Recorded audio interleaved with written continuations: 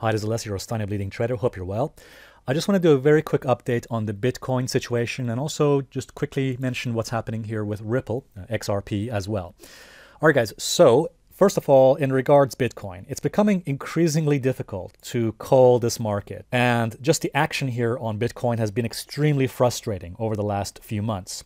And I think I know the reason why. And I'm going to just talk about it very briefly in this video. So first of all, as you probably remember from my video last week, we had some nice little action going to the upside here on Bitcoin, actually broke through some important resistance levels. And I actually thought, you know what, this move with rising momentum could actually be the potential big move that we're waiting for. Why a potential big move? Because these red dots you see here on the pulse, these red dots indicate that a potentially significant move is coming for Bitcoin. In other words, a transition from low to high volatility is what these red dots are indicating.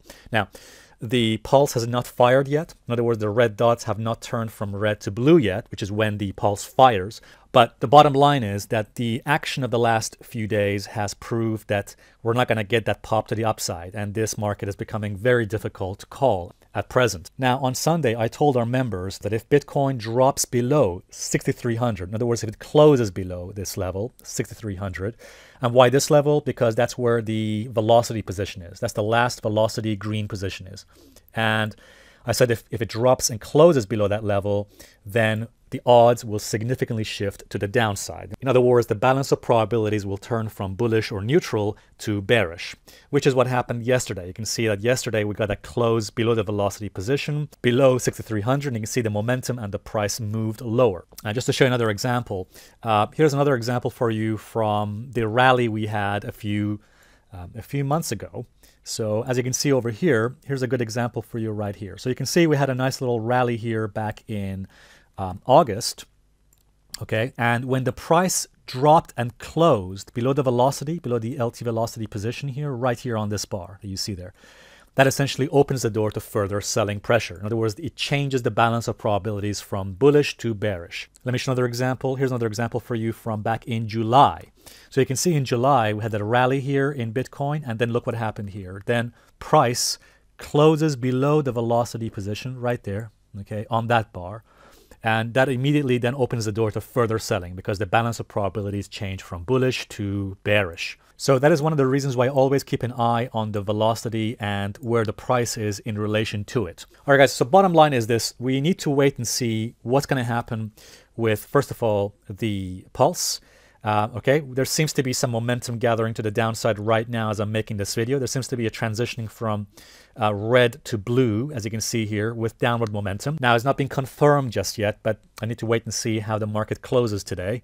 But there's certainly something happening here in regards to momentum and the pulse. But also, I would say we need to also wait for delta vortex. The delta vortex here often gives very reliable reversal signals. So if a trader is looking for a highly probable reversal or a potential, let's say, buy signal, then, for example, here's an example for you right here. Back in August, price of Bitcoin dropped.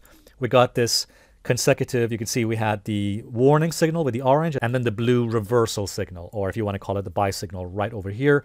And of course, you can see the Bitcoin prices rallied. And you can see we haven't had a delta vortex reversal signal or blue signal for a very long time, since back in August. So perhaps one of the best things we can do right now, just be patient and see what's going to happen with the pulse and what's going to happen with the delta vortex. And just in case you're wondering, we'll be releasing delta vortex in by January 2019 of next year. Let me just comment here what's happening with XRP. Now, XRP, by the way, here's another example for you here on the delta vortex here, which I mentioned in yesterday's video about oil as well. You can see XRP here dropped, and we had the heads up, the orange signal, and then the blue confirmation signal. You can see there was a very nice, highly probable reversal signal. And you see from that point, Ripple began to, in fact, stage a reversal. And we had another one over here. You see Ripple dropped. We had the heads up and the blue confirmation signal. And you can see that Ripple here staged a reversal. So I think that often waiting and just being patient for these delta vortex reversal signals can often be a good idea. Now, I would just say this, XRP is holding a lot better than certainly Bitcoin. It's holding actually a lot better than some of the other cryptos. For example, back on Sunday, I mentioned XLM, Stellar. Now look at XLM.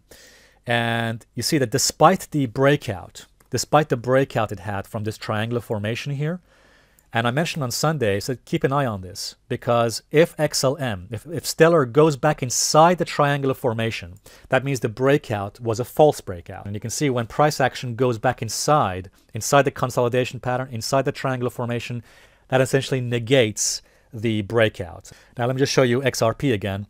So as far as XRP is concerned, look, it's holding better than some of the other cryptos. It's certainly holding above its 21 daily average, which is good, and it's also holding above its velocity position. Okay, and as long as it's above these key levels, that is a sign of strength. The key levels for Ripple to protect is going to be 45, these key support levels, and of course mainly this level here, this low right there you see at where is that level, by the way?